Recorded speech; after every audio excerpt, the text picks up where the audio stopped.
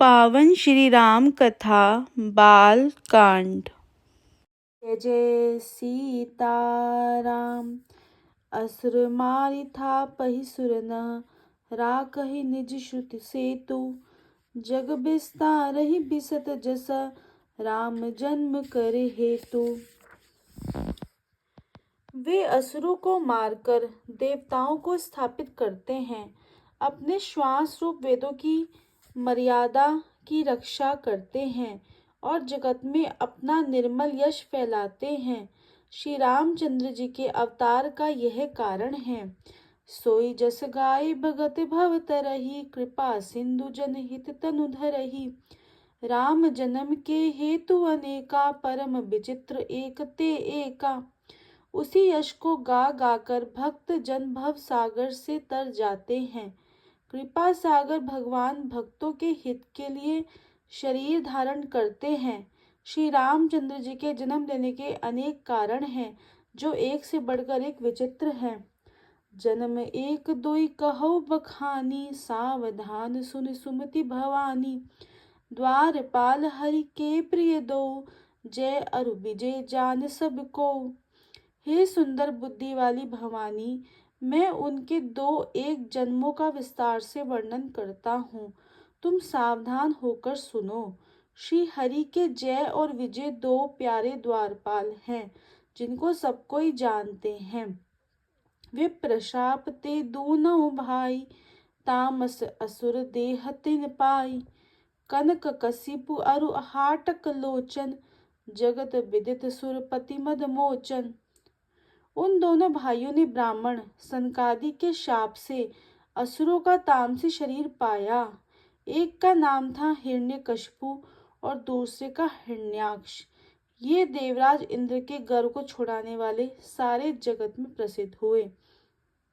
विजय समीर वीर विख्याता, धरी बराह बपु एक निपाता। होई नर हरि दूसर पुनि मारा, जन प्रहलाद सुजस विस्तारा। वे युद्ध में विजय पाने वाले विख्यात वीर थे। इनमें से एक हिरण्याक्ष को भगवान ने वराह सुअर का शरीर धारण करके मारा और फिर दूसरे हिरण्यकशिपु का नरसिंह रूप धारण करके वध किया और अपने भक्त प्रहलाद का सुंदर यश फैलाया। भय निशाचर जाई तेहि, महावीर बलवान। कुंभकर्ण रावण सुबट, सुर विजयी जगजान। वे ही दोनों जाकर देवताओं को जीतने वाले तथा बड़े योद्धा रावण, कुंभकर्ण नामक बड़े बलवान और महावीर राक्षस हुए, जिन्हें सारा जगत जानता है। मुक्त न भय हते भगवाना, तीन जन्म द्विज भजन प्रवाना। एक बार तिनके हित लागी, धर्यो शरीर भगत अनुरागी। भगवान के द्वारा मारे जाने पर भी वे हिरण्याक्ष और हिरण्यकशिपु इसलिए मुक्त नहीं हुए कि ब्राह्मण के वचन शाप का प्रमाण 3 जन्म के लिए था। एक बार उनके कल्याण के लिए भक्त प्रेमी भगवान ने फिर अवतार लिया। कश्यप अदिति तहाँ पितु माता, दशरथ कौसल्या विख्याता। एक कल्प एहि विधि अवतारा, चरित पवित्र किए संसारा। वहां उस अवतार में कश्यप और अदिति उनके माता पिता हुए, जो दशरथ और कौसल्या के नाम से प्रसिद्ध थे। एक काल में इस प्रकार अवतार लेकर उन्होंने संसार में पवित्र लीलाएं की। एक कल्प सुर देखी दुखारे, समर जलंधर सन सब हारे। शंभु कीन संग्राम अपारा, दनुज महाबल मरई न मारा। एक कल्प में सब देवताओं को जलंधर दैत्य से युद्ध में हार जाने के कारण दुखी होकर देखकर शिवजी ने उसके साथ बड़ा घोर युद्ध किया, पर वह महाबली दैत्य मारे नहीं मरता था। परम सती असुराधिप नारी, तेहि बल ताहि न जितहि पुरारी। उस दैत्य राज की स्त्री परम सती बड़ी ही पतिव्रता थी। उसी के प्रताप के से त्रिपुरासुर जैसे अजय शत्रु का विनाश करने वाले शिवजी भी उस दैत्य को नहीं जीत सके। छल कटिटार्यो ता सुब्रत प्रभु सुर कारज कीन, जब तेहि जानियो मरमत बस शाप कोप करि दीन। प्रभु ने छल से उस स्त्री का व्रत भंग कर देवताओं का काम किया। जब उस स्त्री ने यह भेद जाना तब उसने क्रोध करके भगवान को शाप दिया। ता सुशाप हरिदीन प्रमाना, कौतुक निधि कृपाल भगवाना। तहाँ जलंधर रावण भयउ, रन हति राम परम पद दयउ। लीलाओं के भंडार कृपालु हरि ने उस स्त्री के शाप को प्रमाणे दिया, स्वीकार किया। वही जलंधर उस कल्प में रावण हुआ, जिससे श्री रामचंद्र जी ने युद्ध में मारकर परम पद दिया। एक जन्म कर कारण एहा, जही लगी राम धरी नर देहा। प्रति अवतार कथा प्रभु केरी, सुनु मुनि बरन की कबीर घनेरी। एक जन्म का कारण यह था जिससे श्री रामचंद्र जी ने मनुष्य देह धारण किया। हे भरद्वाज मुनि, सुनो, प्रभु के प्रत्येक अवतार की कथा का कवियों ने नाना प्रकार से वर्णन किया है। नारद श्राप दीन एक बारा, कल्प एक तिह लगी अवतारा। गिर जा चकित भई सुनि बानी, नारद विष्णु भगत पुनि ज्ञानी। एक बार नारद जी ने शाप दिया, अतः एक कल्प में उसके लिए अवतार हुआ। यह बात सुनकर पार्वती जी बड़ी चकित हुई और बोली, नारद जी तो विष्णु भक्त और ज्ञानी हैं। कारण कवन श्राप मुनि दीना, का अपराध रमापति कीना। यह प्रसंग मोहि कहो पुरारी, मुनि मन मोह आचरज भारी। मुनि ने भगवान को शाप किस कारण दिया? लक्ष्मीपति भगवान ने उनका क्या अपराध किया? हे पुरारी शंकर जी, यह कथा मुझसे कहिए। मुनि नारद के मन में मोह होना बड़े आश्चर्य की बात है।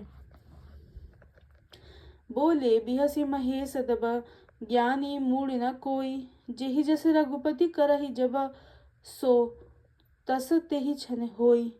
तब महादेव जी ने हंसकर कहा, ना कोई ज्ञानी है ना कोई मूर्ख। श्री रघुनाथ जी जब जिसको जैसा करते हैं वह उसी क्षण वैसा ही हो जाता है। कहो राम गुण गाथ, भरद्वाज सादर सुनहु। भवभंजन रघुनाथ बजु, तुलसीदास जी मान मद। याज्ञवल्क्य जी कहते हैं, हे भरद्वाज, मैं श्री रामचंद्र जी के गुणों की कथा कहता हूँ, तुम आदर से सुनो। तुलसीदास जी कहते हैं, मान और मद को छोड़कर आवागमन का नाश करने वाले श्री रघुनाथ जी को भजो। हिमगिरि गुहा एक अति पावनी, बह समीर सुरसरी सुहावनी। आव श्रम परम पुनीत सुहावा, देखि देव ऋषि मन अति भावा। हिमालय पर्वत में एक बड़ी पवित्र गुफा थी। उसके समीप ही सुंदर गंगा जी बहती थी। वह परम पवित्र सुंदर आश्रम देखने पर नारद जी के मन को बहुत ही सुहावना लगा। निरखि शैल सरि विपिन विभागा, भयउ रमापति पद अनुरागा। सुमिरत हरहि श्राप गति बादी, सहज विमल मन लागी समाधि। पर्वत, नदी और वन सुंदर विभागों को देखकर नारद जी का लक्ष्मीकांत भगवान के चरणों में प्रेम हो गया। भगवान का स्मरण करते ही नारद मुनि के शाप की, जो उन्हें शाप दक्ष प्रजापति ने दिया था और जिसके कारण वे एक स्थान पर नहीं ठहर सकते थे, गति रुक गई और मन के स्वाभाविक ही निर्मल होने से उनकी समाधि लग गई। मुनि गति देखि सुरेश डराना, काम ही बोली कीन सनमाना। सहित सहाय जाहु मम हेतु, चले हर्षि हे चल चर केतु। नारद मुनि की यह तपोमय स्थिति देखकर देवराज इंद्र डर गया।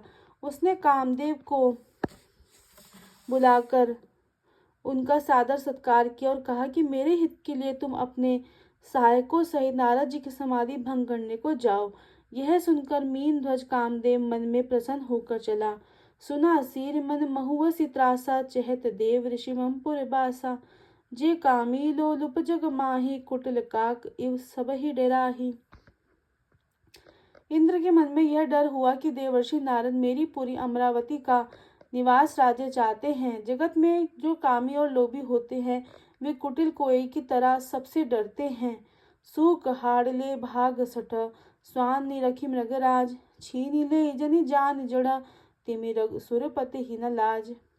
जैसे मूर्ख कुत्ता सिंह को देखकर सूखी हड्डी लेकर भागे और वह मूर्ख यह समझे कि कहीं उस हड्डी को सिंह छीन न ले, वैसे ही इंद्र को नारद जी मेरा राज्य छीन लेंगे ऐसा सोचते लाज नहीं आई। तेहि आश्रम ही मदन जब गयऊ, निज माया बसंत निर्मयऊ। कुसुमित विविध बिटब बहुरंगा, पूजहि कोकिल गुंजहि भृंगा। जब कामदेव उस आश्रम में गया तब उसने अपनी माया से वहां वसंत ऋतु को उत्पन्न किया। तरह तरह के वृक्षों पर रंग बिरंगे फूल खिल गए, उन पर कोयले कूकने लगी और भोरे गुंजार करने लगे। चली सुहावनी त्रिपद बयारी, काम कृसानु बढ़ावनी हारी। रंग रंभाधिक सुर नारी नबीना, सकल असम सर कला प्रवीणा। कामाग्नि को भड़काने वाली 3 प्रकार की शीतल मंद और सुगंध सुहावनी हवा चलने लगी। रंभा आदि नवयुवती देवनागनाएं जो सबकी सब काम कला में निपुण थी, करही गान बहुतान तरंगा, बहुविधि क्रीड़हि पानी पतंगा। देखि सहाय मदन हर्षाना, किन्हीं से पुनि प्रपंच विधि नाना। वे बहुत प्रकार की तानों की तरंग के साथ गाने लगी और हाथ में गेंद लेके नाना प्रकार के खेल खेलने लगी। कामदेव अपने इन सहायकों को देखकर बहुत प्रसन्न हुआ और फिर उसने नाना प्रकार के माया जाल किए। काम कला कछु मुनहि न व्यापी, निज भय डरे मनोभव पापी। सीम के चापि सकई को तासु, बड़ रखवा रमापति जासु। परंतु कामदेव की कोई भी कला मुनि पर असर नहीं कर सकी। तब तो पापी कामदेव अपने ही नाश के भय से डर गया। लक्ष्मीपति भगवान जिसके बड़े रक्षक हो, भला उसकी सीमा मर्यादा को कोई दबा सकता है। श्री राम जय राम जय जय राम, जय जय राम जय जय राम। श्री राम जय राम जय जय राम, जय जय राम जय जय राम। श्री राम जय राम जय जय राम, जय जय राम। श्री राम जय राम जय जय राम, जय जय राम। श्री राम जय राम जय जय राम, जय जय राम जय जय राम। जय जय सीता